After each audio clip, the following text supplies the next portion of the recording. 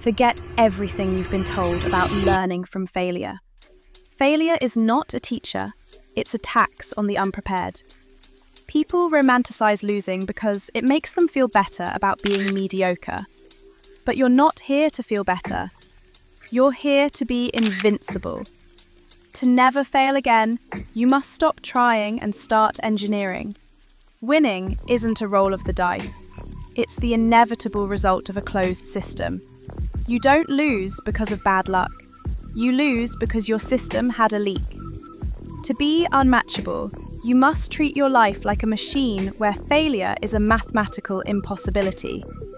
How do you become absolute? Overwhelming force. If the task requires 10% effort, you give 100%. You don't meet the standard, you bury it. Redundancy. Have a plan for when the plan breaks, and a plan for that. Ruthless data. Strip away your ego. If something isn't working, it isn't part of the journey. It's a defect. Fix it or delete it immediately. When you operate with this level of precision, the word fail disappears from your vocabulary. It's replaced by iteration. You are no longer a participant in the game. You are the one who dictates the rules.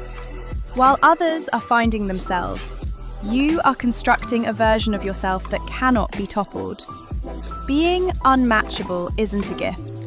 It's a choice to stop accepting excuses as currency. From this second forward, you don't hope to win. You create a reality where winning is the only possible outcome.